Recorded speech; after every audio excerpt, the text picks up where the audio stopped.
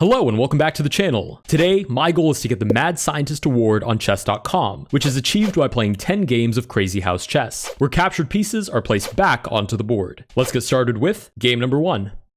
Alright, obviously I've played this variant on the channel before, but I'm not actually sure how many games I have left before I get the award. Obviously we need 10 in total, but I'm not sure how many are left before we get that actual achievement. We get pawn to d5. For this first game, I'm going to play a little bit conservatively. We'll just play bishop to f4, London system, castle our king away, nice and safe, not looking for any problems. Nice. I might even play bishop to e2. That's a little passive. Let's play bishop to d3, looking to castle, knight to c6, sure, and we're both nice and safe. Now, the rest of this game will be us slowly inching our way towards the kings, trying to create holes in our opponent's defenses, right? Our opponent just took this bishop, we take back. Right away, there's a hole, quote unquote, in our king side. We get knight to e4. I could just take, our opponent takes back, but knight g5 just hangs. But I do need to be looking for those sorts of attacking ideas. Okay, let's start by playing knight to d2. We'll just put pressure on the knight, and we'll see if our opponent full sends with pawn to f5, or just looks for a trade. Okay, we get a trade. I'm going to recapture with the knight because it gets the knight out of the way, and I'm interested in bringing my queen into the attack. Okay, bishop g6. Let's take.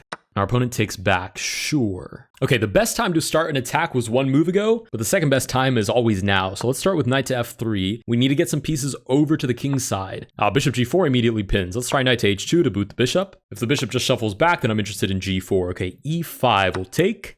Our opponent takes back. We are now the one with the extra bishop. And we're actually going to start by placing one of them to e2 because I want to unpin my queen. If e4, I can just move the knight back. And again, I have a bunch of defensive pieces around my king. We get that capture. Let's take. Then pawn to e4 closes up the position once more. We'll just move the bishop back for now. I'm not loving how much space our opponent is getting, whereas we are sort of just where we started, really. Not to mention, I'm down about 45 seconds on time. Ooh, knight to h7 is pretty defensive. Let's play c4. Maybe we can collect some pieces on the queen side and then find a way to break our way through the king side. We'll take back on c4. This is now pinned. Okay, d3 is annoying, but I don't think it does anything concrete at the moment. Let's try queen to g4, hits this pawn, hits g6, which is pinned to the king. Okay, knight to f6 defends e4, hits the queen. I believe I can just take on g7, or rather g6. Problem is knight to e2 check, I move the king out of the way. I'll play a little more defensively. I'm down under a minute now. I have half the time my opponent does, which is not ideal. That's pretty self-explanatory. Okay, knight d2 forks. Let's move here. Maybe we can defend the bishop. Go ahead and take back. Our opponent has a bishop to place, and we have 5 different pieces we can place. The problem is I really don't know where I would even want them. Okay, that immediately forks 2 different pieces, and now we're in a tough spot. Okay, we're going to have to cut our losses here. Let's play queen to h4. Bishop takes. I need to get an attack going here, but I have 30 seconds. Let's try knight to h3, and then bishop g5. Maybe we can somehow recapture and get some sort of... Ooh, rook to h5 is horrendous. Let's try queen to f4. Nice, we get a rook on our side, which is decent. Knight f3 check is a little annoying. Oh, that grabs the queen. Holy smokes. Okay, we'll pre-move the recapture, but we are not in a good spot. Queen to f3 check, we'll block with the pawn. Nice, we'll hit the queen with the bishop. Okay, queen takes, move the queen out of the way. I mean, I don't even have time to calculate here, really. Let's just play this. And, ooh, that is bad for me. Oh, I have no time to even do anything here. Okay, rook to h4. This is just horrendous. And with that, we actually lose game number 1. All right, not the best way to start a series, but we'll roll with it. Let's go to move on to game number 2. All right, game number 2, we get the black pieces. We're going to go ahead and play that King's Indian again. But this time, I'm going to focus on playing a little bit faster because I feel like that's part of the reason I lost the last game, minus the crazy tactics. I need to give myself plenty of time to think. That's not going to happen if I spend too much time talking myself out of decent moves. Let's go ahead and take the knight, go ahead and centralize the knight, hit the queen, and c6, see if we can grab a pawn. As long as the king is in the center, I feel like I have the initiative. Okay, bishop to e3, let's go ahead and take. Opponent takes back. Let's place the pawn on f4. If we can incite this capture, that's probably good. We can open up a file on the king. Nice, we're hitting the knight, so our opponent will probably address that. Oh, our opponent castles. Okay, drops the knight, but more interested in the king's protection, which is probably great intuition. Okay, but we do get the resignation, and with that, we win game number 2. Let's go ahead and move on to game number 3. All right, game number 3, same opponent, but we get the white pieces this time. G6, our opponent has the same idea we did, which is just to play King's Indian, and we will just play a London. I feel like we have to play conservative or else we are going to get steamrolled. Okay, we'll play knight bd2. Our opponent castles. I really could just follow suit, but it's so interesting to play h4, h5. It's probably too risky though, and like I said, I have to play faster, so I'll just castle and play what I know. Okay, we'll play queen e2, looking for e4. And as long as there are pieces kind of littering around my king's position, I think I'll be fine. Bishop back. I mean, I don't see anything brand new occurring here.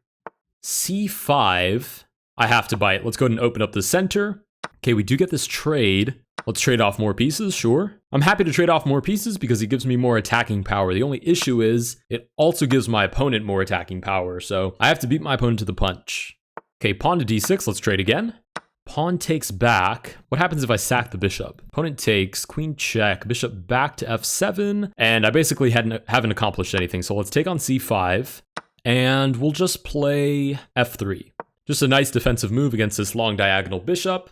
Knight to f4 forks the queen and the bishop. That is pretty bad. All right, there's not really much I can do against that. Just queen to e3, I guess. Okay, our opponent does take with the right piece, the knight. We'll go ahead and play knight to e4. I mean, I need to start dragging some pieces toward the king's side, but it's quite difficult to see how to break through. Okay, pawn to f5 boots the knight. Let's just go for broke. Well, let's go for broke. Let's do it. Knight takes. If the queen takes, I win the knight. If the bishop takes, I win the pawn on h6, and I'm just looking to either steamroll my opponent and get checkmate, or I'm going to get destroyed because I'll be very, very down on material. One of the two things will happen, and I'm cool with either one. I just need to actually go for the win on this one. We're still up on time on our opponent, so if we can put our opponent under some pressure, maybe we can get them to crumble. Okay, bishop to h7. Our opponent's going full defense, which makes sense. Let's play rook to d1, bother the knight.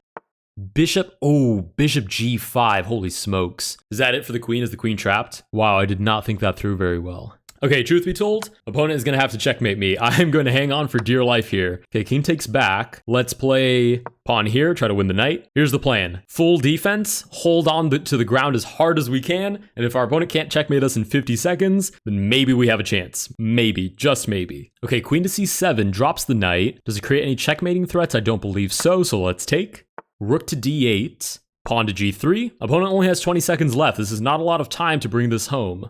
Knight to d2 threatens the rook and also looks for sacrifice, but I will sack first. No issue there. I will happily sacrifice. Okay, let's play pawn to f4. We're just playing defense. We just need to survive for 14 more seconds and then we're good. Let's play, what do I play? h4, looking for knight g5. Pawn to e2 boots my rook. I'm gonna have to sacrifice it, so might as well YOLO with check and pre-move. Opponent plays rook to e1. I believe I can take, forces my opponent to block their own piece. We'll play check, and mate. Nice. All right, crazy comeback for that third victory. Very nicely played, as I compliment myself. Let's go to move on to game number 4. All right, we got the same opponent, but at least now we know the strategy. Survive and get our opponent to crumble under time pressure. Okay, our opponent resigns, but we won't actually count that as a victory. Let's go ahead and play a new game. And actually, I've just realized we don't need to play a new game. We just got the Mad Scientist Award. Apparently, that last game that our opponent just resigned was our 10th game. If you guys did enjoy this video, please consider liking and subscribing. Let me know what you guys think of the Mad Scientist Award, or if there are any other achievements that I should try to get. And I will see you guys in the next one.